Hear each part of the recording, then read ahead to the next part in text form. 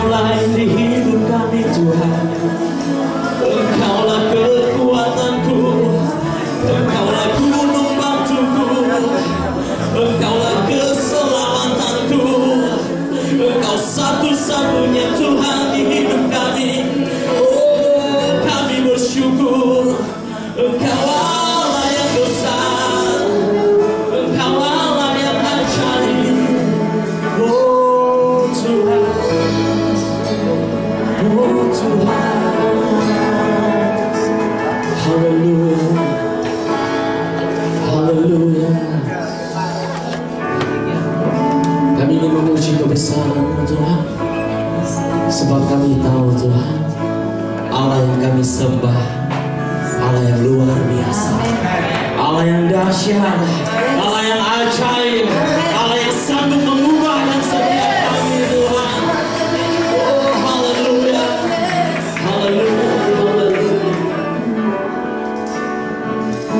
Sebab Tuhan Maha Besar, Engkau yang layak dipuji, Engkau yang layak dipuji.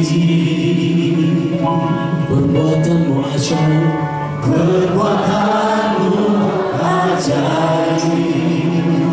Dimuliakan, dimuliakan namamu. Mari angkat tanganmu kepada Tuhan.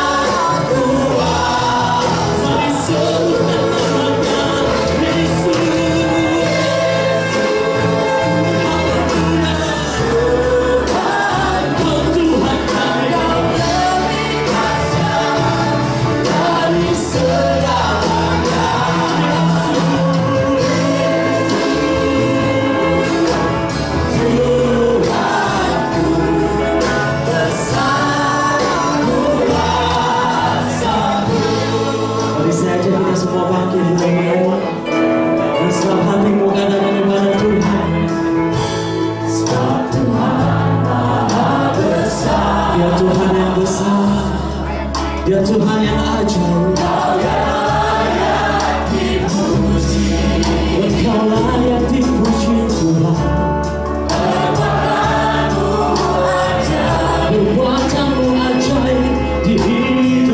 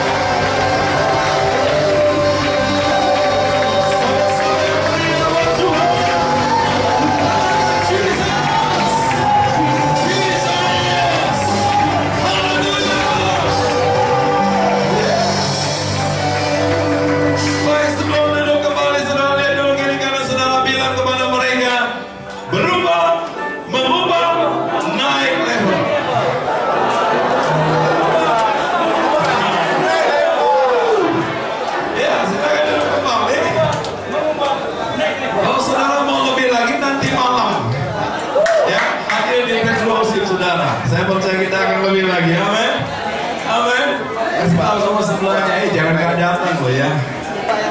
Ini peserta seminar yang tidak datang tadi malam angkat tangan. Peserta seminar yang tidak datang angkat tangan. Nanti malam datang ya. Kasih tahu sama sebelahnya, awas loh. Sampai datang. Iya, buat untuk mendorong saudara. Karena nanti malam ada bagi buku buat yang datang. Jadi kita nggak bagi sekarang, kita juga nggak bagi kemarin malam, tapi kita akan bagi malam ini. Nah, kalau saudara datang, pastinya saudara akan diberkati lebih lagi dengan firman Tuhan dan juga diberkati dengan buku gratis. Mana yang lebih penting, buku gratisnya atau firman? Oke, jadi pasti datang ya.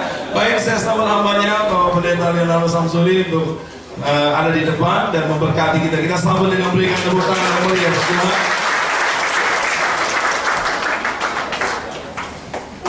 Puji Tuhan, selamat pagi semua. Haleluya, saya percaya Tuhan memberkati kita semua, kita disegarkan, amin. Baik, berapa banyak di antara saudara Bapak Ibu yang baru pertama ikut, kemarin nggak ikut tapi hari ini ikut? Selain tim saya tahu. Oke, ada beberapa yang baru ikut. Oke. Kalau yang baru ikut, saya berharap Anda bisa dapatkan handout-nya, ya, termasuk juga Anda yang dari tim Jakarta bisa dapatkan handout supaya Anda tidak kehilangan arah kemana saya bicara dan Anda bisa ngikutin. Karena sekali Anda nggak ngikutin saya, Anda miss dengan apa yang saya ajarin, nanti Anda akan ngelamun. Biasanya begitu, saudara. Orang tuh suka punya kecenderungan gitu. Kalau dia nggak bisa ngikutin pembicara, dia ngelamun, dia main BlackBerry, dia ngelamun dan sebagainya. Dan akibatnya Anda tidak bisa mengikuti sedapat mungkin, sebanyak mungkin yang Anda bisa dapat. Oke, nah Bapak Ibu, pelajaran ini yang kita pelajari dari kemarin, hari ini dan besok adalah sebuah pelajaran yang bukan hanya sekedar menambah pengetahuan dan wawasan saudara saja, tetapi menantang saudara untuk mengubah cara berpikirmu, untuk mengubah caramu menangani kehidupan termasuk dalam pelayanan. Karena kita seringkali sudah terbentuk dan terbiasa dengan sebuah pola pelayanan, dengan sebuah pola pemikiran yang terbentuk oleh karena selama ini kita sudah menjadi hamba Tuhan di dalam gereja-gereja yang ada selama ini, sehingga tanpa disadari kita berpikir itulah yang betul. Saudara tahu nggak, saudara, ketika Anda ditantang untuk berpikir kepada sesuatu yang betul, padahal yang Anda jalankan salah, Anda tetap berpikir bahwa yang mengajar ataupun pengajaran yang baru itu yang salah. Yang benar adalah yang kita. Contoh ya Bapak Ibu ya. Apa yang Anda terima sebuah pengajaran misalnya, Anda rasa bahwa kayaknya itu yang salah, yang saya yang benar. Padahal yang kita ini yang salah, yang benar itu yang ngajar gitu misalnya. Contoh ya. Kalau kita biasa makan ya, contoh nih, makan. Umumnya kan kalau makan kita itu makan dulu, makan semua sudah makan kenyang, baru makan buah. Betul nggak? Kenapa kita makan buah terakhir? Karena buah itu dianggap sebagai cuci mulut. Begitu apa bukan? Hah? Ya. Saudara tahu nggak, saudara, itu cara makan yang salah? Anda nggak pernah tahu itu cara makan yang salah. Nah, selama ini Anda berpikir, kalau Anda yang sudah tahu, puji Tuhan. Tapi selalu kita makan adalah makan dulu sampai kenyang, baru makan buah. Karena kita berpikir itulah cuci mulut. Sebenarnya makan yang benar adalah makan sayur dan buah di depan, sebelum Anda makan yang lain. Sayur dan buah makan di depan, sampai Anda makan semua buahnya, sudah makan masuk, baru Anda makan yang lain. Bahkan yang lebih bagus lagi teorinya kesehatan adalah 1 jam sebelum makan sayur dan makan buah dulu, sampai dicerna betul, sehingga seluruh ususmu ditutupin oleh serat-serat yang ada, baru Anda makan. Nah, ketika Anda mendengar melihat orang makan kayak begitu, Anda bilang ini orang edan. Karena Anda biasa makan dulu baru makan buah. Begitu apa bukan? Nah, saya juga dulu begitu, pernah melihat orang datang di hotel ya, makan di restoran, makan buah dulu, di orang baru datang, makan buahnya banyak lagi. Udah buah makan sayur, baru makan yang lain. Saya bilang ya orang aneh. Ya kan? Bahwa bagi saya adalah makan dulu baru selesai makan buah. Nah, jadi ketika kita diajarin kayak gitu, kita bilang yang salah yang ngajar gitu. Kenapa? Karena kita sudah terbiasa begitu dan kita pikir orang lain juga melakukan hal yang sama seperti kita, betul nggak? Betul nggak, saudara? Nah, ketika kita mulai ngerti yang benar, baru kita ubah. Sama halnya dengan firman Tuhan, sama halnya dengan apa yang Anda pelajari. Ketika Anda belajar sesuatu yang selama ini Anda sudah anggap betul, dan memang waktu kita jalankan nggak salah sih, tapi kan ada pergerakan Tuhan, betul? Ada Tuhan bukakan sesuatu yang lebih baru, yang lebih progres, betul nggak? Nah ketika kita dibukakan sesuatu yang baru, kita menganggap bahwa itu yang salah, yang benar ini.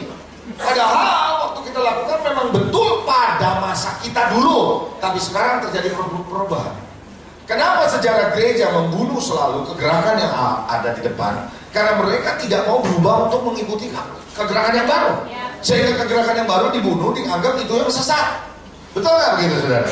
Nah saya mau ajak saudara hari ini, setiap pelajaran selama 3 hari, mari Anda tangkap. Karena proses belajar yang paling menyulitkan adalah melepaskan apa yang Anda pernah pelajari dulu. Dan menangkap sesuatu yang baru, itu paling susah.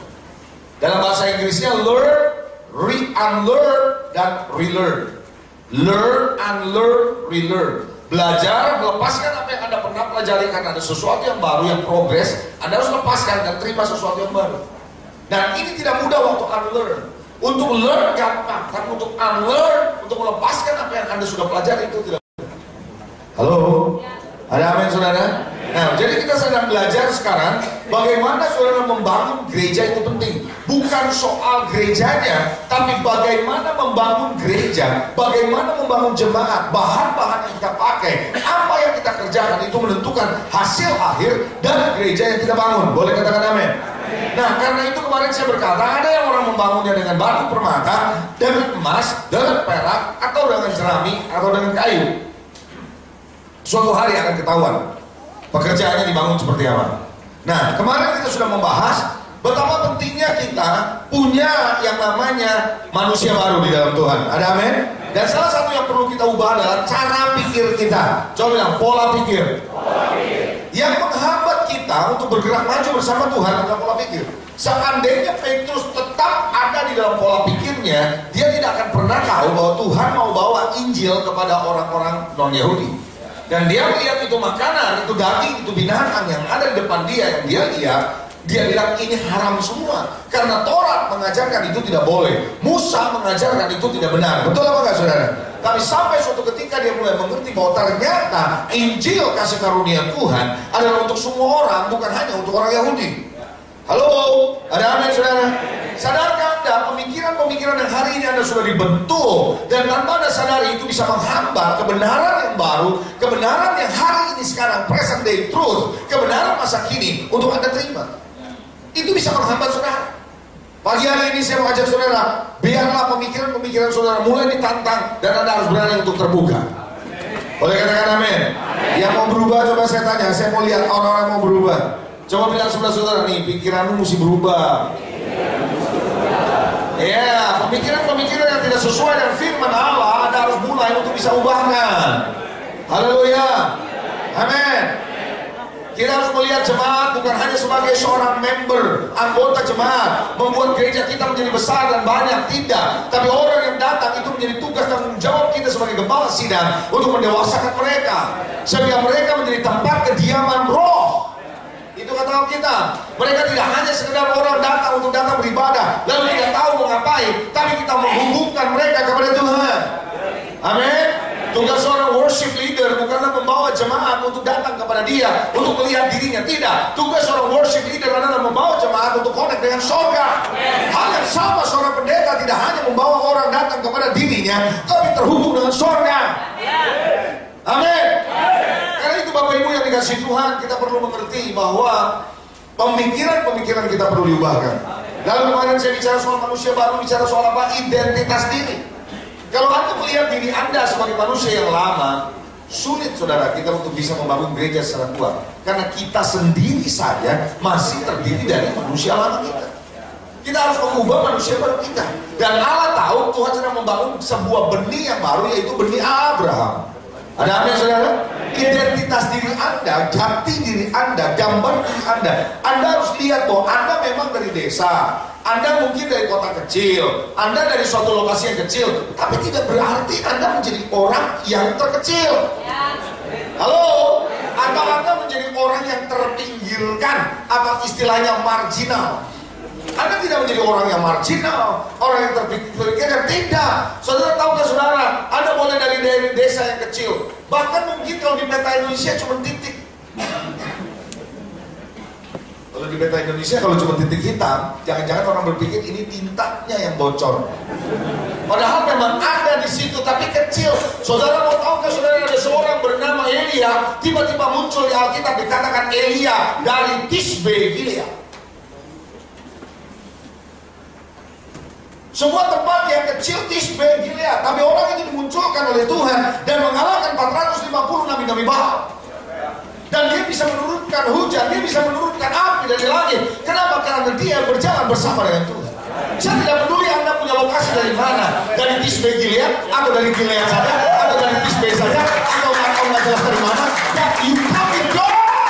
Ada datang dengan Tuhan. Ketika Anda datang bersama dengan Allah, Anda membuat sebuah kegoncangan. Boleh katakan amin, saudara?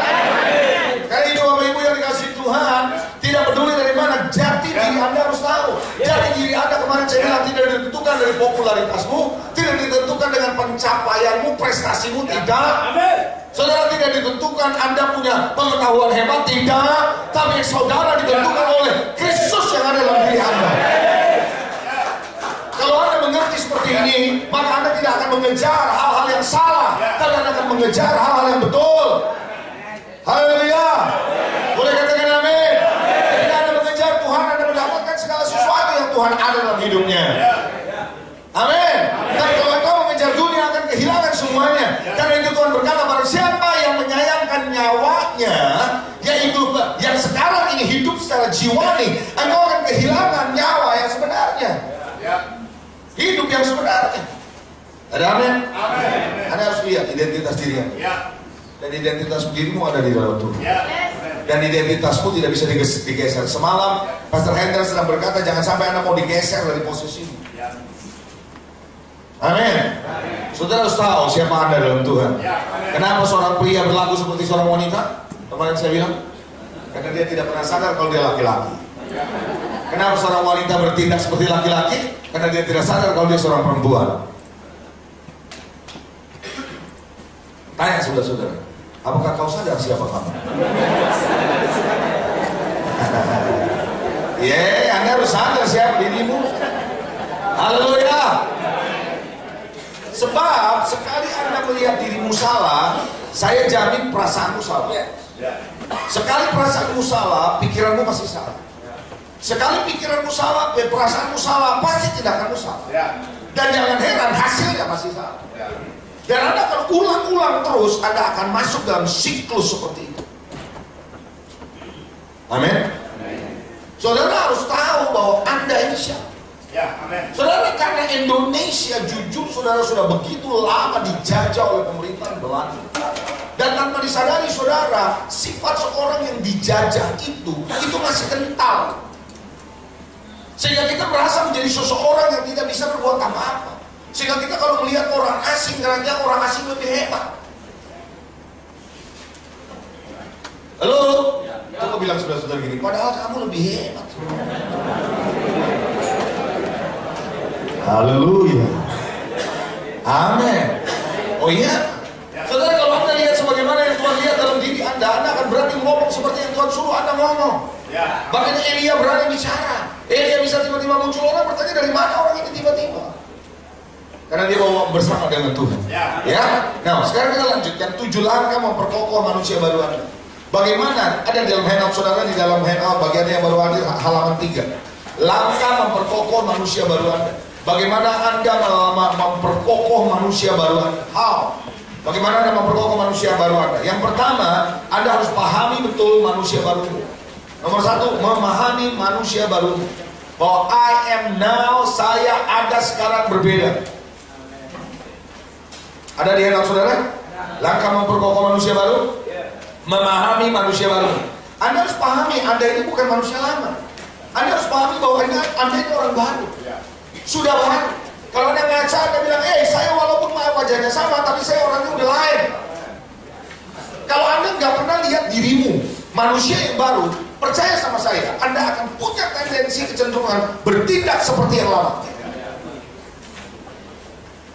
Kalau Anda tahu Anda pendeta, pikirkanlah dirimu pendeta. Kalau Anda dulunya pengusaha, lepaskan itu, pikirkan dirimu yang sekarang adalah pendeta. Kalau enggak, nanti pengusahanya yang jalan.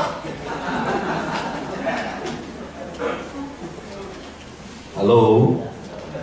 Betul atau enggak? Loh iya saudara. Nah sekarang kadang-kadang kita tidak tahu loh. Contoh ini ya, orang Indonesia yang tinggal di Amerika atau tinggal di Australia, mereka masih mempertahankan dirinya sebagai orang Indonesia. Akibatnya mereka sulit berbaur. Padahal mereka adalah warga negara Australia. Makan aja masih susah makan steak, karena biasa makan empal. Tahu saudara? Susah sekali makan salad karena sudah biasa makan gado-gado gitu loh saudara. Anda nangkap maksud saya? Nah ini terjadi, kita tetap mempertahankan diri kita.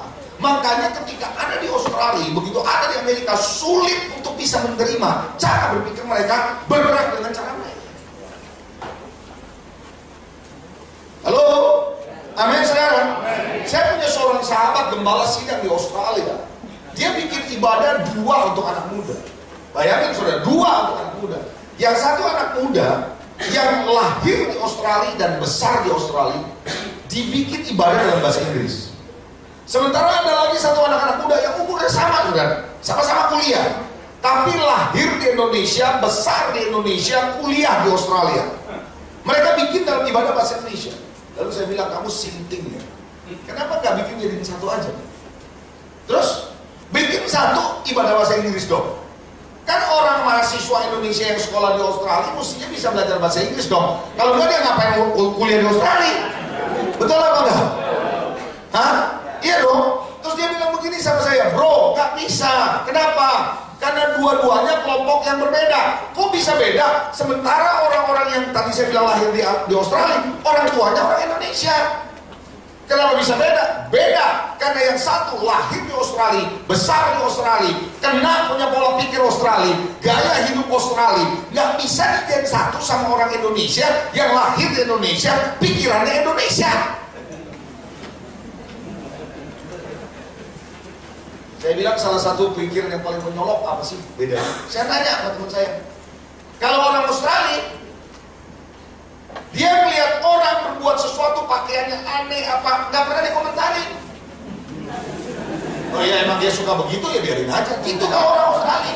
Kalau orang Indonesia cerita jadi panjang. Ini diceritain, orang diceritain. Kenapa dia begini, jadi gosip.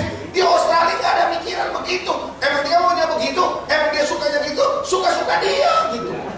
Itu memang sudah budaya mereka begitu. Orang Indonesia nggak bisa. Coba pendeta gaya rambutnya dirubah, pakai sepatu beda, dibicarain. Halo, ada apa saudara? Coba Anda pakai sepatu yang biasanya bulat depannya terus tiba-tiba lancip ujungnya. Coba ada celana jeans yang ketat gitu, kalau nggak ngomongin. Nah itu yang dia bilang. Nah di situ kenapa? Karena orang Indonesia yang sekolah di Australia atau di Amerika, mereka masih menganut budaya Indonesia, sehingga pola pikirnya bercampur aduk dengan Indonesia, makanya sulit menyatu. Halo, ada saudara? Nah itulah sebabnya mengapa Anda juga harus melihat bahwa diri Anda adalah manusia baru. I am now a new man in Christ. Aku adalah manusia baru dalam Kristus. Cara berpikir saya berubah, perkataan saya berubah, saya mendengar yang berubah, saya melihat yang berubah, reaksi saya berubah, makanan saya berubah, cara saya berinteraksi berubah, segalanya berubah. Because karena saya adalah manusia baru. Haleluya. Kalau Anda melihat dirimu sebagai manusia baru, saya jamin makananmu berbeda. Ya. Seperti tadi waktu pertemuan dengan para gembala tadi pagi, Pak Rudi berkata, ketika saya mendapatkan ini bahan buat saya melihat saya mau pergi hanya untuk seminar ini. Karena apa? Ini bahan yang penting buat dia. Anda juga tahu ini penting buat saudara. Boleh katakan amin saudara? Saya percaya saudara, kalau Anda sudah makin dewasa, Anda akan menghindari makan bubur setiap hari. Sesekali boleh makan bubur. Tapi Anda menghindari makan bubur setiap hari, betul? Kenapa? Because badan Anda membutuhkan makanan-makanan yang membuat Anda kuat. Amin, amin. Haleluya. Amin. Sadari itu saudara. Saudara tahukah saudara kalau orang yang udah umur tertentu dan dia kena penyakit penyakit gula. Tahu penyakit gula? Pabrik gula. Diabetes, nggak mungkin dia mau minum es teh manis. Nggak mungkin dia mau makan kue-kue yang manis. Kecuali dia nggak waras.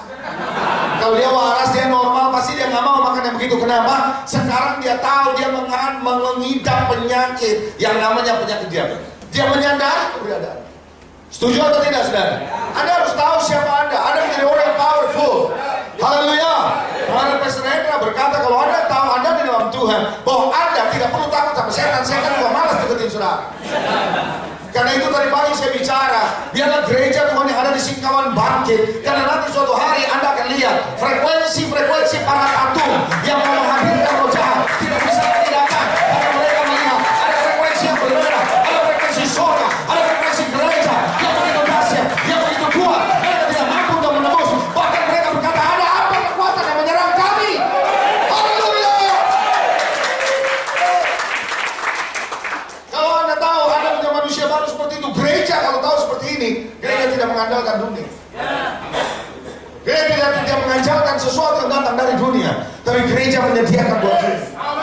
Katakan amin. Saudara, seorang anak yang lahirnya saudara kena yang namanya ayan, dikuasai roh jahat. Saudara, mereka orang tuanya bawa kepada murid Tuhan. Epilepsi, penyakit epilepsi, tahu ya? Tapi para murid tidak bisa mengusir setan. Saudara, jangan sampai kita seperti murid-murid itu yang tidak bisa melakukan sesuatu yang mewakili Yesus. Boleh katakan amin, saudara? Berapa banyak yang saudara yang mengerti ini? Coba bilang saudara, saya manusia baru. Anda harus lihat itu, saudara. Jadi saudara, waktu Anda di pasar, waktu Anda belanja, waktu Anda dagang, barangkali beberapa di antara jemaat yang masih dagang, masih bisnis. Bagi Anda yang berinteraksi dengan teman-temanmu, Anda harus tahu saya adalah pendeta yang sudah diulahkan. Saya adalah hamba Allah yang sudah diubahkan. Kalau Anda mahasiswa, Anda berkata saya adalah mahasiswa yang sudah diubahkan. Caramu berinteraksi tidak sama lagi. Boleh katakan amin? Kesukaanmu akan berbeda karena Anda adalah manusia baru. Amin? Dulu saya perokok. Tetapi saudara yang dikasih Tuhan, ketika saya diubahkan, saya jangankan merokok, saudara, cium asapnya aja bisa mual. Halo? Kenapa? Karena kita manusia baru. Kalau dulu mungkin Anda suka pergi ke disco atau pergi ke clubbing, tapi setelah Anda menjadi manusia baru, Anda lihat itu bukan tempatmu. Karena sekarang Anda bukan lagi babi, tapi Anda adalah manusia. Haleluya. Coba tanya sama saudara, kau manusia kah?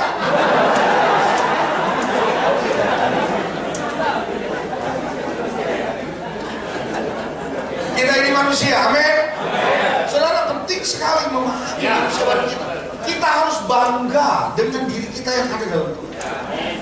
Saudara, kebanggaan tentang diri kita itu penting.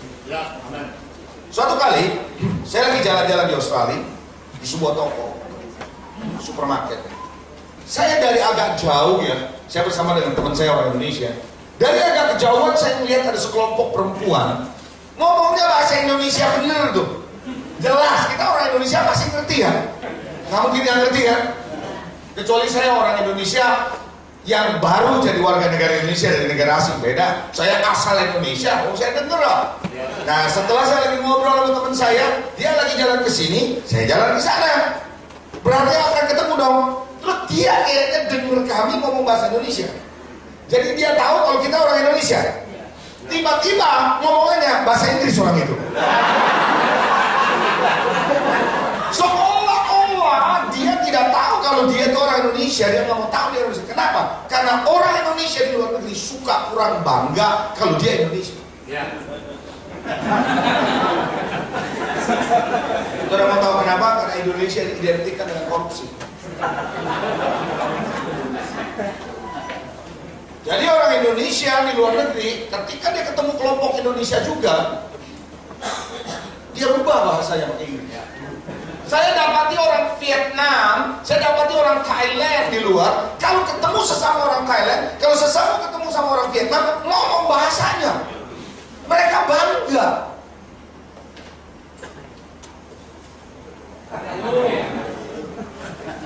Coba, apakah Anda bangga kalau Anda anak Tuhan? Aduh, kalau saya ngomong saya anak Tuhan, wah kelihatannya saya miskin gitu. Kayaknya kalau saya mengaku saya anak Tuhan, kayaknya saya bodoh amat gitu. Kenapa kita berpikir begitu? Kenapa kita berpikir kalau kita menyebut diri kita sebagai hamba Tuhan, anak Tuhan, seolah-olah kita adalah penduduk kelas 2 di Indonesia? Siapa yang bilang? Karena kita tidak pernah meyakini keberadaan kita di dalam Tuhan itu hebat. Kejadianku di mata Tuhan itu hebat. Haleluya. Kalau Anda mengerti paham manusia baru Anda nggak akan pernah malu menyebut siapa dirimu anak Tuhan, hamba Tuhan, pelayan Tuhan. Anda akan bilang yes apa adanya. Makin Anda berani mengatakan bahwa saya adalah manusia baru, makin dahsyat manusia baru itu. Haleluya.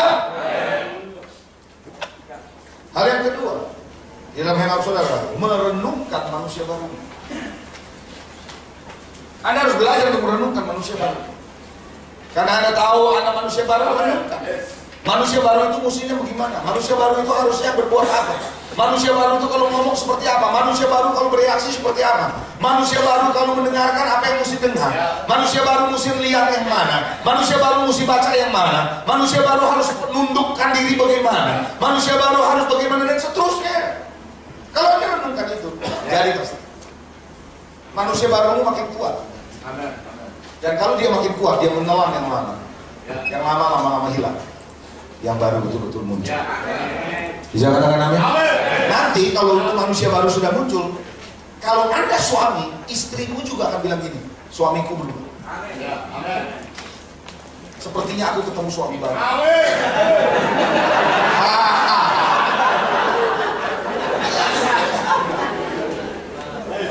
Saya percaya istrimu tidak akan tertarik sama suami yang lain. Lihat, ini suami adalah suami yang baru. Dan suamimu juga akan lihat, istriku ini istri yang baru. Haleluya. Ada amin. Oh ya, betul. Itu penting. Siapa yang mengerti apa saya maksud? Haleluya. Nah, ini renungkan baik-baik ya. Yang berikutnya, berkumpul atau bersekutu dengan orang-orang yang membangun manusia baru atau yang hidup dalam manusia baru. Makanya tadi pagi kenapa saya berkata kita perlu mempererat, kita perlu membangun hubungan. Karena kita harus membangun hubungan dengan orang-orang yang tepat. Ada amin? Pergaulan yang jahat merusak kebiasaan yang baik. Kalau Anda ikutin pelajaran ini, lalu Anda bersekutu dengan orang-orang yang menganggap bahwa pelajaran ini tidak penting dan malah akan mengejek saudara, pasti Anda akan makin lemah. Hal yang sama kalau Anda baru bertobat, Anda terima satu pertobatan yang baru, lalu Anda bergaul dengan teman-temanmu yang lama, pasti Anda akan kembali lagi kepada format yang lama. Manusia lamamu akan muncul lagi. Boleh katakan amin? Karena itu ketika saya bertobat pertama kali saudara, maka dulunya saya bergaul dengan teman-teman saya yang suka begadang, yang suka merokok. Hari itu saya stop, saya mulai bergaul dengan teman-teman saya yang baru. Dan apa yang terjadi? Di situ saya dikuat. Terus sampai hari ini. Saudara, Anda harus berani memilih. Jangan saudara bilang, Pak saya mau bersekutu sama siapapun, mau jadi teman. Saya bilang sama anak saya yang laki-laki, kamu boleh bersosialisasi sama siapapun, karena kita menjadi terang dunia. Sama tukang becak ya, sama siapapun, kita perlu jadi terang buat mereka. Tapi tidak berarti mereka adalah sahabatmu.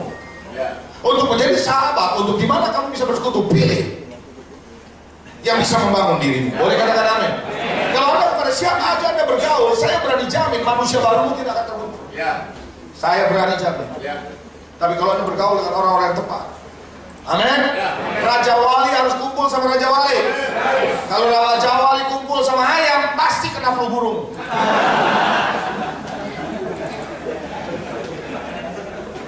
Amin. Dan siapa Anda mau bergaul? Serius saudara. Kalau Anda mau menjadi orang sukses, siapa yang mau sukses di sini?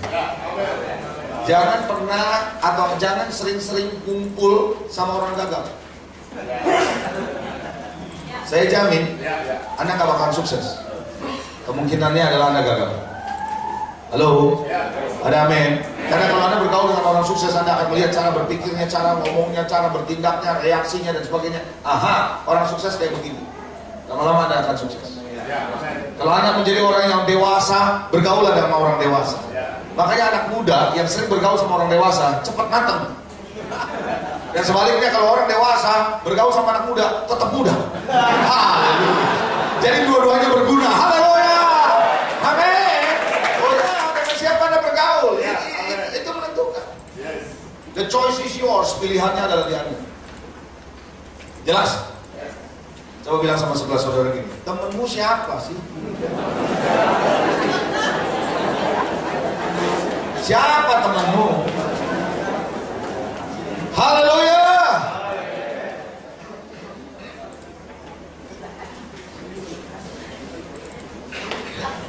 Karenanya saya memilih orang-orang yang ada di sekitar saya, di luar gereja lokal saya, maksud saya. Saya pilih. Kalau yang di dalam gereja lokal ya semua kita bergaul, kita jadi satu, kita berinteraksi, semua. Tapi kalau di luar gereja lokal saya harus pilih, apalagi kalau sama pendeta. Tuh, kayaknya Anda nggak ngerti loh apa yang saya maksud. Sebagian mulai ketawa-ketawa, berarti ada yang ngerti maksud saya. Saudara yang dikasih Tuhan, nggak semua pendeta kita pikir benar, saudara. Coba bilang ini sama sebelah saudara begini, kau pikir semua pendeta benar?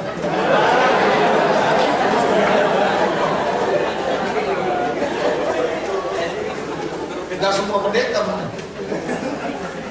Benar nggak? Anda setuju? Betul ya? Betul. Kalau Anda betul berarti Anda mengaminkan, berarti Anda setuju dengan omongan saya. Dan nggak semua jemaat juga benar. Jangan cuma pendeta doang.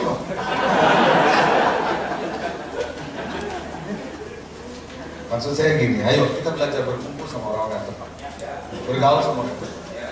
Saudara lama-lama Anda kok tahu kok, ini orang sebenarnya enak nih ya, jangan diterus.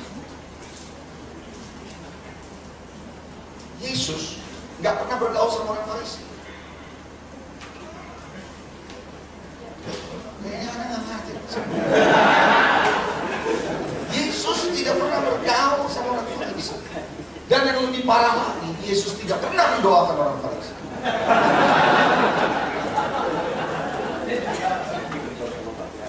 Dia mendoakan khusus murid-murid yang diserahkan oleh Bapa kepada Dia. Yohanes 17. Sama orang Farisi, Yesus tidak berbagi kasih yang sebagaimana Dia bagi kepada murid. Kasih kepada orang Farisi adalah kasih yang tegas. Kasih itu ada dua versi, kasih ibu sama kasih bapak. Kasih ibu adalah kasih yang mengayomi, yang melindungi, yang mengasihi, itu kasih ibu. Kasih bapak tegas. Coba bapak-bapak, coba benar nggak? Anda kalau mendidik Anda pendisiplin kan?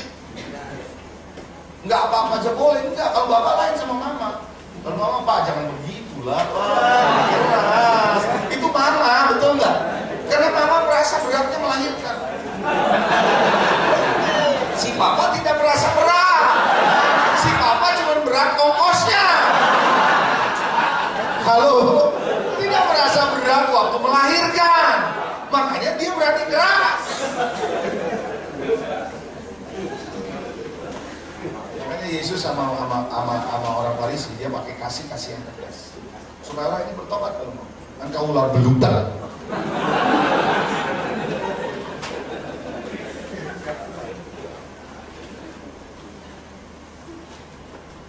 Kamu seperti kubur di labu putih, depannya dalamnya tulang belulang. Dia nggak pernah ngomong begitu sama murid. Ada amin? Coba bilang sebelah saudara, saya berharap kamu bukan Farisi.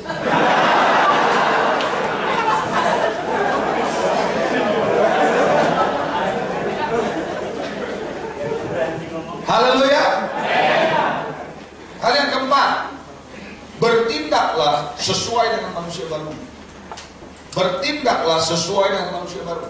Setelah Anda pahami, setelah Anda renungkan, setelah Anda berkumpul dengan manusia baru, dengan orang-orang yang membangun manusia baru, ayo mulai bertindak dengan manusia baru. Yang dulu Anda ngomongnya mungkin suka ngomong ada kebun binatangnya, ya. Ada orang kalau maki-maki keluar kebun binatang, dia pemilik binatang, kebun binatang, macam-macam. Keluar binatang, kebun binatang keluar, serangga-serangga, kutu-kutu itu keluar yang ada di kursi keluar.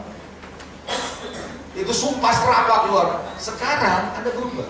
Ya, amen. Ngomongnya lain. Ya. Ada amin? Amin. Lama-lama perbendaharaan kata yang dulu Anda suka ngomong hilang dari ingatanmu. Dan Anda kalau udah hilang, nggak mungkin Anda ngomongin lagi. Maka Anda mulai ngomongin hal yang baru, hal yang segar, yang dari Tuhan. Dan Anda mulai berkata-kata yang baik, dan Anda mulai bereaksi yang benar. Dan Anda akan lihat manusia baru makin hari makin kuat. Boleh katakan amin? Saudara, kenapa kita masih mengeluarkan kata-kata seperti kata-kata kebun binatang dan sebagainya, sumpah serapah, kata-kata yang jorok dan sebagainya? Kenapa? Karena itu masih bercokol di pikiran kita. Kalau kita merenungkan yang manusia yang baru, kita mulai beraksi dan bertindak sebagaimana manusia baru. Lama-lama kekuatannya hilang yang lama. Dan kalau kekuatan yang hilang mulai tidak mencengkeram saudara, otomatis hilang dari Anda. Dan Anda mulai ingat sesuatu yang baru sekarang. Boleh katakan amin? Coba bilang kepada saudara-saudara, bertindak dong sesuai manusia barumu. Haleluya. Oke, yang berikutnya berbicara sebagaimana manusia baru. Berbicara seperti manusia baru. Saudara, jangan Anda berbicara takut sama setan sebagaimana kemarin malam dikatakan. Jangan Anda mulai memperkatakan sesuatu yang justru bertentangan dengan keadaanmu. Saudara, Anda ini lebih dari pemenang bukan? Yang percaya lebih dari pemenang? Tapi ngomongan kita kayak orang kalah. Aduh Pak, saya nggak mampu, saya nggak sanggup, saya nggak bisa. Tapi kalau nyanyi, kita lebih dari pemenang. Oh, kita lebih dari pemenang. Akhirnya Anda lakukan nyanyi saking asik dalam hati. Apa iya gitu. Anda sendiri ragu kalau Anda ini orang lebih dari pemenang. Halo, ada amin. Saudara, Anda mulai harus berkata, jangan bertolak belakang dengan apa yang Anda percayai. Ya, amin. Katakan apa yang Anda percayai. Percayailah apa yang Anda katakan. Saudara, jangan saudara ngomong sesuatu yang Anda nggak percaya. Iman itu berkata-kata. Ketika Anda percaya, Anda ngomong. Haleluya. Ada amin. Kalaupun Anda sakit, saya tahu Anda nggak kemana-mana cerita tentang sakit. Lalu, kalaupun Anda lagi keadaan sulit, nggak kemana-mana cerita keadaan sulitmu. Halo. Tapi kita harus tahu, kita ceritakan Allah yang besar, Allah yang dahsyat, Tuhan yang luar biasa. Itu yang harus kita ceritakan. Yang berikutnya, lihat dirimu sebagai manusia baru. Melihat dirimu sendiri sebagai manusia baru. Sekarang Anda betul-betul tahu, saya lihat tujuan Anda saya baru. Ya. Dan yang terakhir, kalau Anda berdoa dalam roh yang diperbaharui. In the spirit, pray in the spirit. Anda harus berdoa di dalam roh. Saya percaya saudara yang dikasih Tuhan berdoa di dalam roh, di dalam berbahasa roh dan seterusnya tidak merupakan sesuatu milik satu denominasi, tidak. Tapi saya percaya itu adalah bagian yang Tuhan mau berikan kepada setiap saudara supaya saudara bisa bergerak di dalam alam spiritual yang lebih dahsyat. Karena Allah itu roh, dan kekayaan itu ada di dalam roh. Ada amin saudara? Dan Anda harus bergerak di dalam roh. Kalau Anda mau mendapatkan segala sesuatu yang Tuhan sudah disediakan di alam roh, Anda harus bergerak di alam yang sama, di frekuensi yang sama. Kenapa setiap kali Anda pegang Anda punya remote control di televisi, Anda pencet nomor 7, pasti siaran TV itu. Anda pencet yang 8, pasti siaran TV nomor 8. Gak pernah Anda pencet 8 yang keluar 7. Gak pernah Anda pencet 7 yang keluar 8. Itu kalau ada berarti ada salah frekuensi. Betul atau tidak? Saudara, Tuhan itu frekuensinya adalah in the spirit. Karena itu you have to move in the spirit. Anda harus bergerak di dalam roh yang sama. Dan Allah sudah memberikan roh dalam bahasa-bahasa rohmu. Gunakan semaksimal mungkin. You tap into it. Anda dapatkan itu. Maka Anda bisa membangun manusia roh yang ada dalam diri orang lain. Paulus berkata, aku adalah pelayan roh yang tidak mengandalkan kekuatan manusia. Sehingga aku mampu bukan menulis di batu-batu, tetapi ditulis di loh hati manusia. Dan itu loh hati manusia, bagaimana saya bisa tembus? If I am, kalau saya tidak bergerak in the spirit. Amen. Saudara tahu, ayat Alkitab ini terkunci dengan password yang kemarin saya bilang. Hanya di dalam terang Tuhan Anda baru bisa melihat. Dan salah satu terang Tuhan adalah when you move in the spirit. Haleluya. Karena ketika Anda bergerak di dalam roh, Anda akan mendapat pengertian. Coba bilang pengertian. Anda boleh punya pengetahuan, tapi kalau Anda nggak punya pengertian, percuma.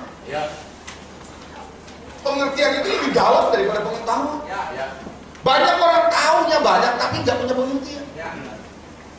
Kalau orang yang nggak punya pengertian disamakan seperti apa kata Alkitab. Mazmur 49.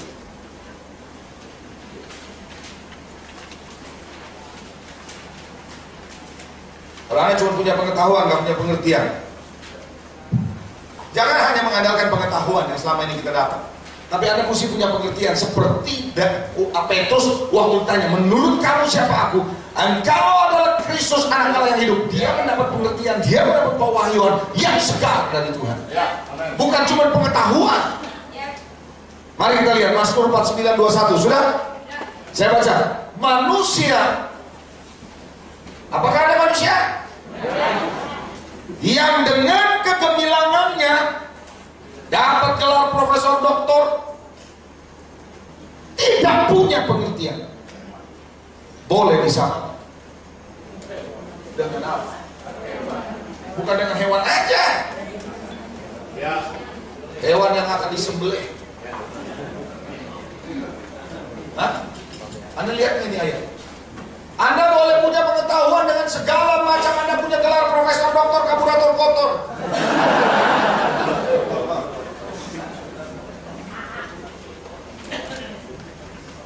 Tapi Anda nggak punya understanding. Anda disamakan, kita disamakan seperti binatang yang mau dibinasakan. Berarti kalau kita nggak punya pengertian, itu sama dengan hewan korban diidul.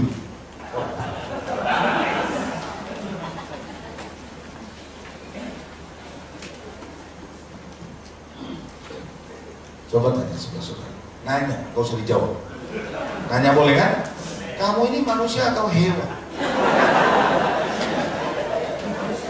Siapa yang manusia? Tapi manusia pun dengan segala kegemilangannya, nggak punya pengertian, itu sama dengan hewan yang tadi. Mengerikan. Untuk dapat understanding, you have to have a spirit of God. Makanya melayani Tuhan nggak bisa hanya dengan fisik, tapi harus ada spirit dan Tuhan. Ayo kita buka.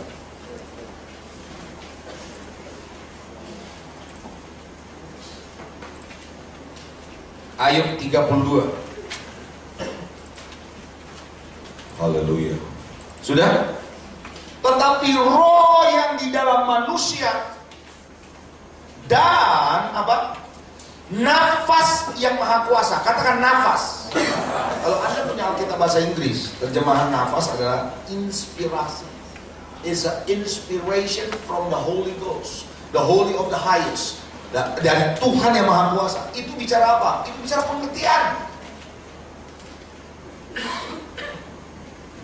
Roh yang di dalam manusia dan pengertian dari Roh Kudus dari Maha Tinggi, itu yang memberi kepadanya pengertian, inspirasi, pengertian, pewahyuan, penjelasan, terang Tuhan membuat Anda mengerti. Bagaimana kita bisa mendapat pengertian kalau kita tidak bergerak di dalam Roh? Halo. Amin. Ayat 9 kita baca sama-sama yuk. 1, 2, 3. Bukan orang yang lanjut umurnya yang punya hikmah, bukan orang yang sudah tua yang ngerti keadaan. Bukan karena umur, bukan karena pengalaman, tapi because of the Spirit of God. Musa mendapat penglihatan untuk membangun kemah suci. Dia bukan arsitek, tapi dia bisa gambar semuanya dengan jelas, detail. Dia nggak tahu bagaimana membangunnya. Tuhan munculkan dua orang bernama Besaliel, Aholiab, yang dipenuhi oleh pengertian dari Tuhan. Dia bisa mengerti bagaimana membangunnya. Belum pernah dia membangun, tapi dia bisa mengerti. Semua dia bangun karena ada pengertian dari Tuhan. Anda mungkin nggak punya pengetahuan yang cukup, nggak sekolah teologi secara tinggi barangkali. Anda pernah ikut sekolah teologi yang nggak lulus-lulus, lalu Anda capek, Anda selesai kan? Tetapi saudara, Anda punya pengertian yang dari Tuhan. Saya mau beritahu sama saudara, Tuhan akan mengampuni. Saya ngomong begini bukan berarti saya mengecilkan artinya sekolah teologi ya.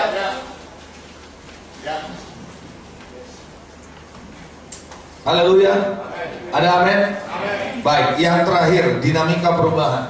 Nah, saudara, kita kalau mau menjadi manusia baru, kita perlu mengalami perubahan. Siap berubah?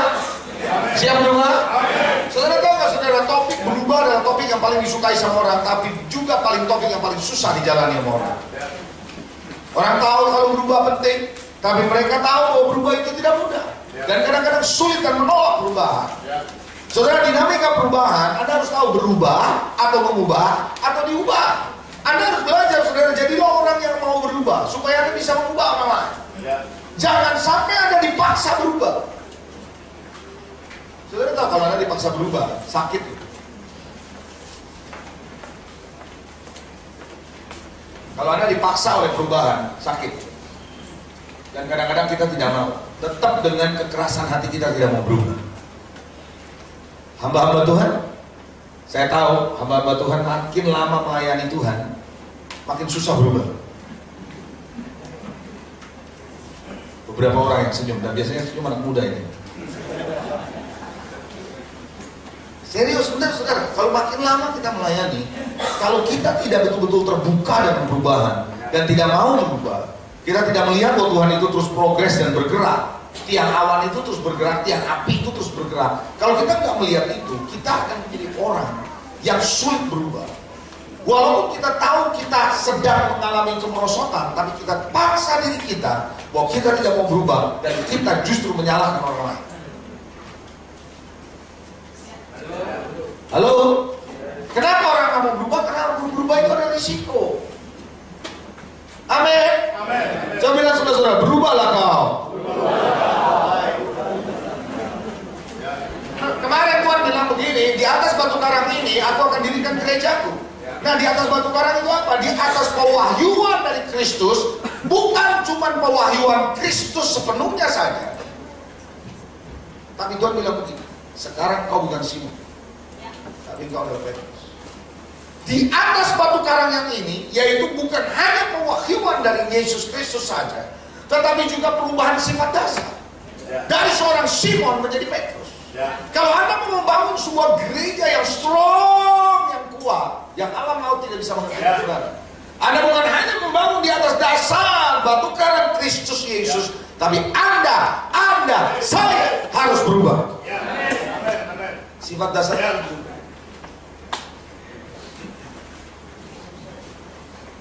Bagaimana kita bisa berubah kalau nggak ada orang yang kasih tahu salahnya kita?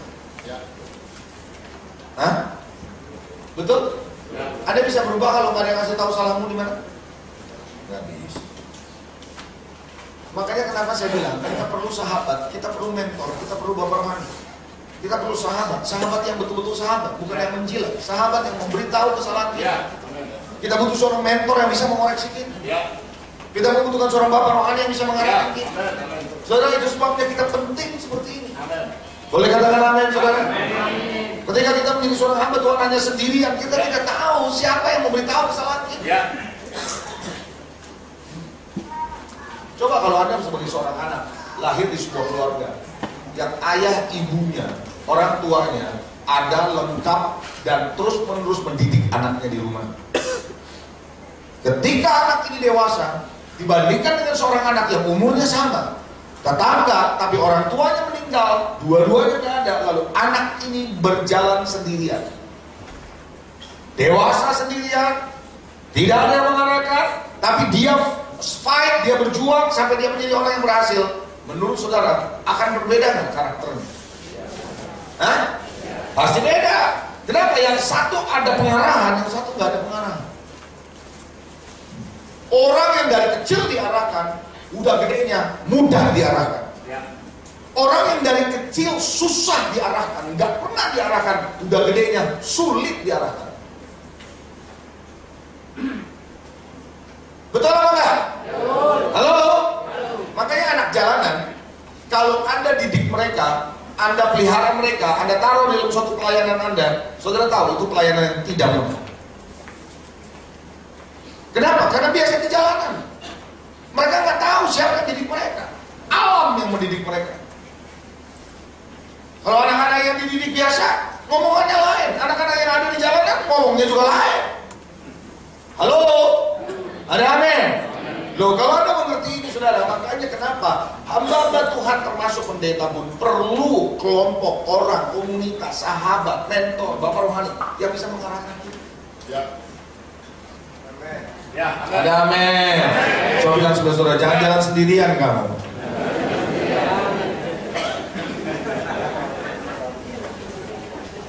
Jangan.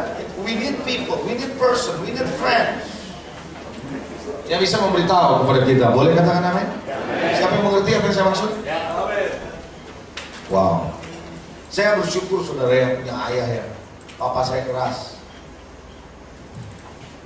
Papa saya datang dari China. Didik saya keras. Sehingga terbentuk sesuatu yang sudah biasa dibentuk dengan keras.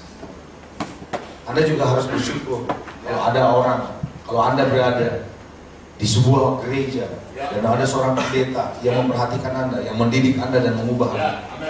Karena itulah pembentukan. Boleh katakan amin? Yang berikutnya saudara, Tuhan mau ada perubahan. Perubahan itu terdiri dari beberapa hal. Yang pertama pemulihan, yang kedua pembaharuan, yang ketiga penyegaran, yang keempat terobosan. Ada di anak saudara? Nah pemulihan berarti apa? Anda dipulihkan dari dulu yang sesuatu yang salah dikembalikan kepada posisi yang benar. Kalau Anda sakit dipulihkan berarti fungsi-fungsi organ tubuhmu yang tadinya tidak berfungsi sekarang diberfungsikan normal. Itu pemulihan. Lalu terjadi yang namanya perubahan itu ada pembaharuan. Jadi Anda akan mendapatkan sesuatu yang baru terus. Sesuatu yang segar, sesuatu yang baru akan terjadi.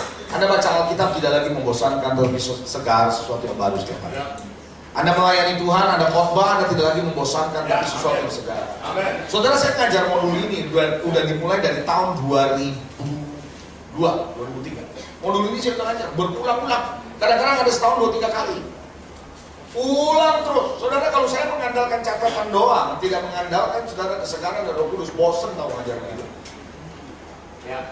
Halo? Ya. Kalau Anda nggak percaya, ya, coba. Di gereja ini berapa kali ibadah? 3 ya? Oke, 3 lah, nggak usah lama banyak. 3 aja, 3 kali ibadah. Anda khotbah yang sama bahannya, ibadah 1, ibadah 2, ibadah 3. Saya jamin, di ibadah 3 Anda udah bosan. Yang khotbah udah bosan. Lama-lama akan keluar cuma hafal. Udah nggak ada ya, coba bilang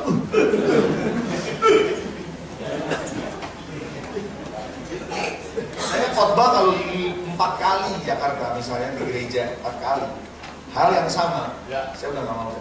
Ibadah yang keempat udah pusing saya khotbah. Mau apa? Udah nggak ada rasa khotbah tuh mesti ada rasa gitu. Karena kita dapat sesuatu dari Tuhan. Boleh katakan amin? Haleluya. Itu pembaharuan. Yang berikutnya penyegaran. Makin hari Anda makin disegarkan, segar, fresh. Firman yang Anda berikan juga fresh, segar, dan terakhir terobosan. Terobosan adalah sesuatu yang menerobos. Yang dulu Anda nggak bisa, sekarang Anda bisa lakukan. Ya, nah perlu perhatikan proses perubahan. Coba bilang proses perubahan. Menurut Anda proses perubahan gampang atau susah? Hah? Susah ya? Saudara tahu besi yang rata. Kalau Anda mau bikin sudut lengkung begini, Anda harus tekukkan. Betul nggak? Gimana cara nekuknya tuh besi? Dipanasi dulu sampai merah, terus ditekuk gitu. Betul? Terus dikeringin lagi, terus diamplas, baru jadi ya? Hah? Halo? Tanya sebelah saudara gini, kamu siap nggak digituin?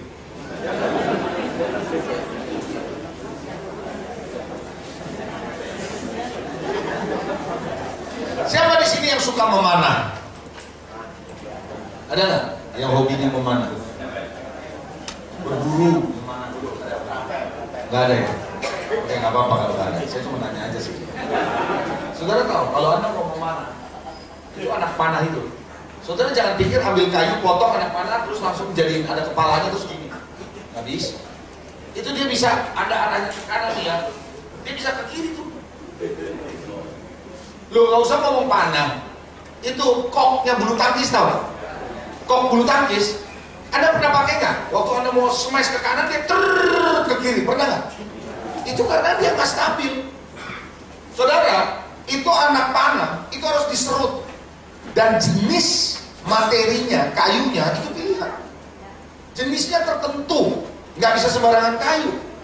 Segala kayu tertentu lalu harus diserut, harus ada pinggulnya, harus ada pinggangnya, terus diserut supaya waktu dilepaskan, waktu ada angin berputar, itu dia bisa menerobos. Seperti pesawat, saudara, itu aerodinamics. Kalau enggak, saudara, dia melawan angin, itu dia akan tertahan, tapi dia bisa ngalir gitu. Dan itu yang namanya pembentukan. Alkitab berkata, anak-anak laki-laki adalah milik pusaka Tuhan. Dia seperti anak panah di tangan pahlawan. Dan itu anak panah di tangan pahlawan, berbahagialah mereka yang membuat tabungnya penuh dengan anak panah itu. Betul atau tidak? Dan anak panah itu tidak terjadi begitu saja, tapi yang sudah siap diraut, yang sudah siap dibuat, dan siap ditaruh untuk siap diluncurkan. Saudara, orang yang mau berubah adalah orang yang harus lewati proses pembentukan. Tapi banyak orang tidak mau masuk dalam proses pembentukan.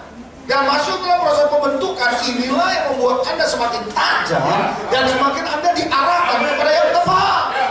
Boleh katakan amin? Anda sulit bisa mengarahkan orang lain kalau Anda belum pernah dibentuk. Boleh katakan amin? Siap untuk diproses?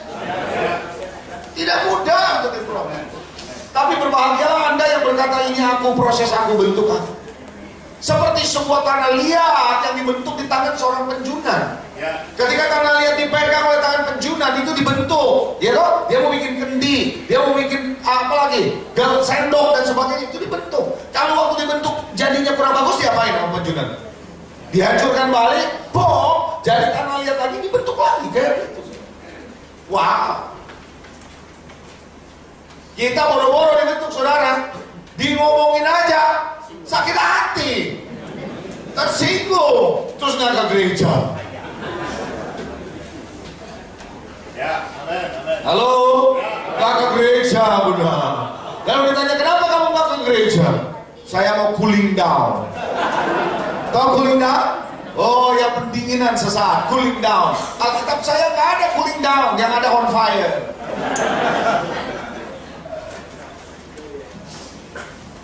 Anda ketemu banyak orang kayak begitu? Orang yang kayak gini materinya nggak cocok. Kalau materinya kayak gini, Anda nggak bisa bentuk, Anda nggak bisa bangun, nggak bisa jadikan anak panah. Karena nanti menjadi anak panah yang justru waktu Anda pakai meleset terus dari sasaran. Memang nggak semua orang mau dibentuk. Percayalah saudara, jemaat-jemaat yang Tuhan titipkan di gereja kita masing-masing, nggak semua mau dibentuk, tapi berbahagialah mereka yang mau dibentuk.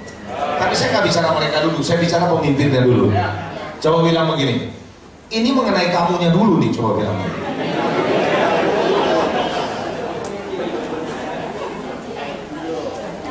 Haleluya.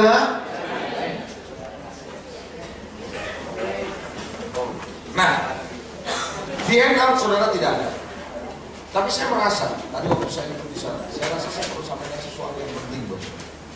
Selain Anda punya pola pikir dirubah, selain identitas diri Anda dirubah, pertanyaan saya berikutnya adalah yang perlu Anda perhatikan adalah seberapa Anda terhubung dengan surga. Itu pertanyaan berikutnya. Anda sulit membangun gereja di atas batu karang kalau Anda mengandalkan sumber-sumber dari YouTube, sumber-sumber dari buku saja, tanpa ada sumber yang datangnya dari Tuhan. Halo? Kalau Anda mau membangun gereja, Anda nggak bisa hanya dari bahan orang lain saja. Saya tidak bilang bahwa bahan yang saya berikan kepada Anda nggak bisa pakai, silakan aja. Tapi Anda juga perlu ada suatu bahan yang Anda dengar dari pelajaran ini, tapi Anda juga dapat sesuatu dari Tuhan yang segar, fresh. Itu yang membuat Anda bisa membangun gereja di atas batu karang. Karena seorang Petrus tidak mengandalkan apa kata orang. Yesus berkata apa kata orang, tapi Petrus waktu ditanya, menurut katamu apa? Dia bilang, kau adalah Mesias, anak Allah yang hidup. Jadi saudara dikasih Tuhan, Anda membutuhkan suatu pesan yang datang dari Tuhan. Anda membutuhkan pewahyuan yang segar dari Tuhan. Anda membutuhkan suatu direct arahan dari Tuhan. Maka apa yang terjadi? Waktu Anda melayani, Anda tidak hanya melayani dari sumber-sumber yang tersedia di sekitar Anda, tapi Anda menarik sumber dari sumur Allah, dari mata air Allah, dari sungai yang mengalir dari kandang anak domba. Bisa katakan amin? Maka kalau Anda melayani begini, Anda akan melayani tidak dengan letih, tidak dengan lelah, tapi Anda akan melayani dengan sebuah kesegaran, dengan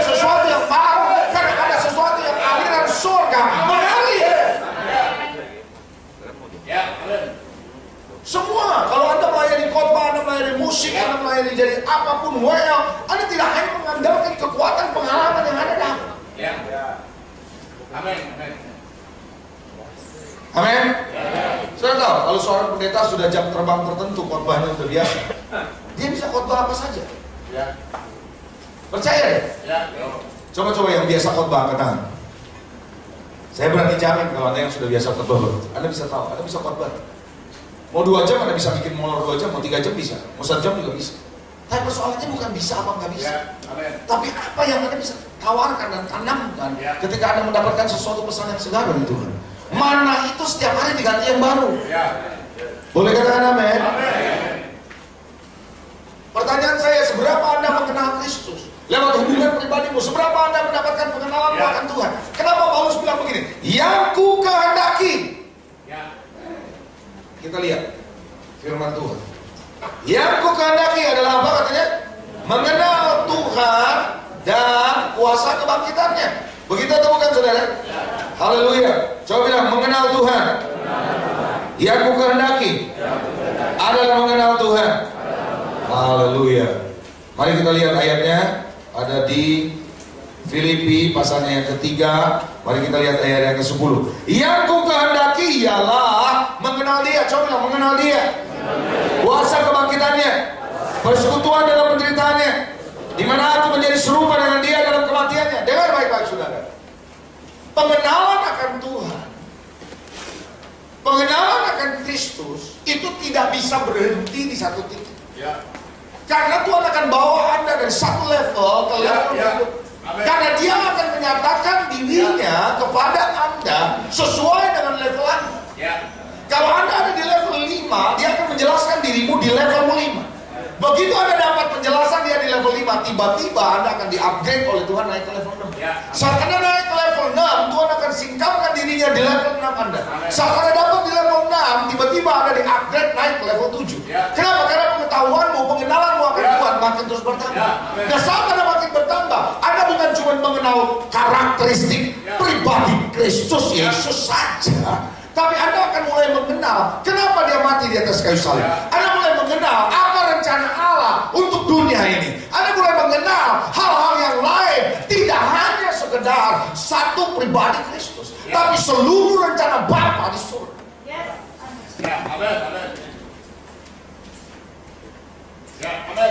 Makanya ada level seperti itu. Makanya saya bilang, tadi saya bilang, Anda tidak hanya sekedar kepengen menjadikan gereja sebagai gereja yang melayani saja, tapi gereja yang memiliki. Boleh katakan amin?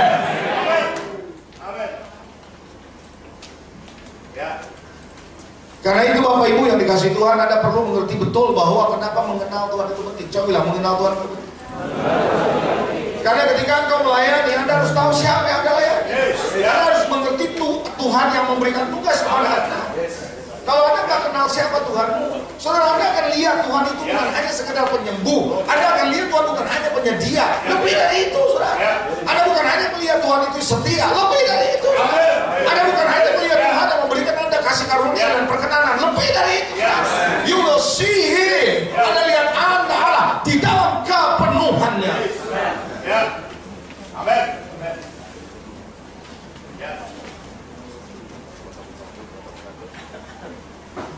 Makanya saudara, kalau Anda melayani sekarang di level Anda di level 5, layani. Tapi Anda perlu mendapat pengertian pengenalan dengan Tuhan di level 5. Kalau Anda Allah sikapkan, makin naik makin naik. Saudara tahu saudara, sekali waktu Yesaya melihat Tuhan. Ketika Yesaya melihat Tuhan, Anda tahu ayat itu saudara? Dia bilang, aku ini najis bibir. Dari mana dia bisa tahu dirinya najis bibir? Ketika Tuhan singkapkan di levelnya waktu itu, dia tahu itu Tuhan, tiba-tiba dia sadar kalau dia najis bibir. Yesaya 6.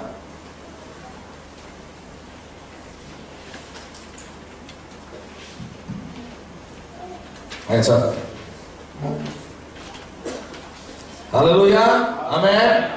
Yesaya 6 ayat 1, dalam tahun matinya Raja Uzia, aku melihat Tuhan duduk di atas tahta yang tinggi, menjulang ujung jubahnya memenuhi bait suci. Para serafim berdiri di sebelah atasnya, masing-masing mempunyai 6 sayap. 2 sayap dipakai untuk menutupi muka mereka, 2 sayap dipakai untuk menutupi kaki mereka, 2 sayap dipakai untuk melayang. Dan mereka berseru seorang kepada seorang, katanya, Kudus, kuduslah Tuhan, semesta alam seluruh bumi penuh kemuliaan-Nya. Maka bergoyahlah alas ambang pintu disebabkan suara orang yang berseru itu, dan rumah itu pun penuhlah dengan asap. Ayat 5 baca sama-sama saya. 1, 2, 3. Lalu kataku, celakalah aku binasa, sebab aku ini seorang yang najis bibir, dan aku tinggal di tengah-tengah bangsa yang najis bibir. Namun mataku telah melihat sang Raja, yakni Tuhan. Saya berhenti, saya tanya, ayat 5 ini yang ngomong siapa? Hah? Yesaya. Yesaya tiba-tiba mengakui kalau dia apa? Dan dia mengakui ternyata dia melayani di tengah-tengah orang yang kayak apa? Berarti seia sekata sama dia ya? Sama ya? Najis bibir. Saya tanya sama saudara, ini pasal berapa? Pasal 6. Saudara tahu nggak? Yesaya pasal 1 sampai pasal 5, kalau Anda baca, Yesaya sudah bernubuat. Yesaya sudah melayani. Tapi Yesaya tidak pernah sadar kalau dia najis bibir selama 5 pasal.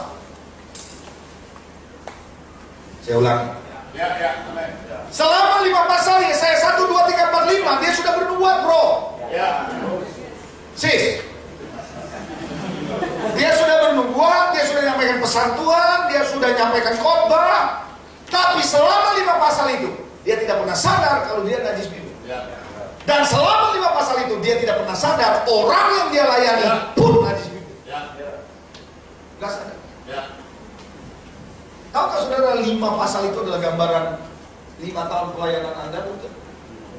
10 tahun pelayanan Anda mungkin? 20 tahun pelayanan Anda mungkin? 25 tahun pelayanan Anda mungkin? 30 tahun pelayanan Anda mungkin? Sampai matamu melihat Tuhan. Sampai Allah buka matamu, diberikan roh hikmat dan pengertian kata Paulus, sehingga kau mengerti pengharapan yang dikandung di dalamnya di panggilanmu itu, kata Paulus. Ketika roh hikmat dibuka, pengertian dibuka, matamu dibuka, Anda mulai melihat Tuhan sebagaimana utuh adanya. Baru kau sadar, ternyata aku najis bibir.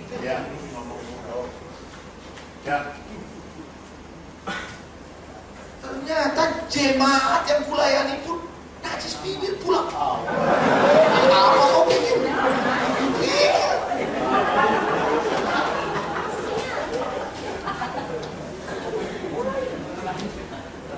Gini saya ini senturi.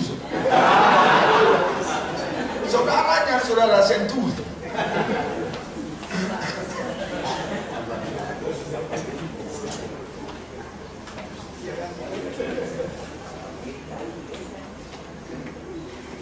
Saudara yang dikasih Tuhan, kenapa di pasal 6 dia beritahu?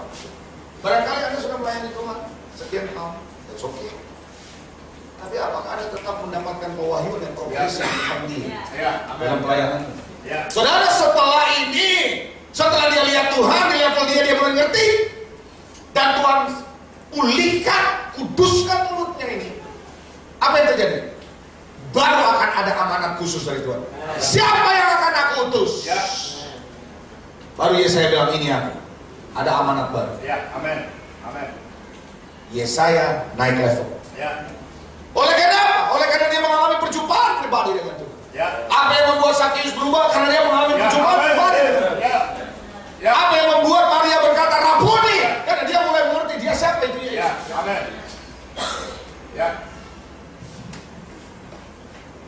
Siang ini dan pagi hari ini, saudara, pastikan Anda bukan hanya sekedar melayani Tuhan karena Anda bisa melayani. Bukan hanya karena Anda pandai berbicara. Bukan hanya karena Anda punya pengalaman. Pastikan Anda mengenal Tuhan. Saya bilang saudara, mengenal Tuhan. Rindu mengenal Tuhan? Saya jamin saudara, kalau Anda punya pengenalan akan Tuhan, dari level ke level terus berbeda. Orang akan lihat kedalaman Anda berbeda. Saudara tahu ada yang namanya bobot? Gini. Maksudnya bobot tuh begini. Bukan berat badan, bukan. Itu juga bobot sebenarnya. Bukan. Maksudnya gini. Saya bicara iman, misalnya, ada orang lain bicara iman juga di sebuah pertemuan yang sama, misalnya. Sama-sama ngomong soal iman. Sama-sama topiknya iman. Tapi orang lain bisa bilang begini nanti. kemungkinan. Wah, bukan saya nih ya, supaya orang lain lah yang saya kasih contohnya. Katakan orang lain itu namanya Johnny. Ini lagi, saudara ya. Karena kemarin kan nggak ada nama Johnny. Karena Johnny jauh lebih senior dari saya. Johnny jauh lebih dalam dia berjalan sama Tuhan. Pelajaran iman yang sama. Orang bisa bilang begitu. Apa yang diajarkan oleh Pak Leo saya ngerti. Tapi kalau Pak Johnny ngajar, ada bobot. Anda nangkep gak? Kenapa begitu? Karena Anda bisa melihat orang ini bukan cuma hanya bicara, tapi dia tahu kedalamannya sama Tuhan. Ada bobot. Amin. Makanya kalau Anda berbicara, orang bisa tahu ada bobot apa enggak. Coba bilang saudara-saudara, ada bobotnya nggak? Tahu bobot nggak? Bobot ya? People know the weight. Beratnya itu orang tahu. Orang tahu ada quality-nya di dalam. Itu bobot. Kualitas kira-kira begitu. Bahasanya kualitas. Quality-nya ada. Ada isinya, ada kontennya. Halo? Ada amin? Saya bisa kualitas sejam buat Anda ketawa-ketawa. Bisa. Dari A sampai Z. Dari ibadah pertama sampai habis Anda ketawa terus, lucu terus, seneng terus. Tapi isinya apa? Nanti lama-lama saya bukan pendeta, namanya stand up comedy. Benar kan? Nah, karena ya, saya mau ajak saudara, bangunlah gereja, bangunlah diri Anda melalui pembaharuan pikiran Anda, manusia baru Anda, benih yang baru. Bukan hanya berjalan dalam kedagingan dan natural saudara, but in the spirit. Dan Anda harus belajar untuk mengenal Tuhan. Haleluya. Kasih pas kiri kanan saudara sebelah bilang begini, bangun gereja yang benar. Haleluya. Waktunya sudah tiba, kita untuk rehat break. Berikutnya nanti saya akan masuk kepada bagaimana bicara soal karakter. Ini bicara diri kita pribadi juga ya. Tuhan Yesus memberkati, saya kembalikan.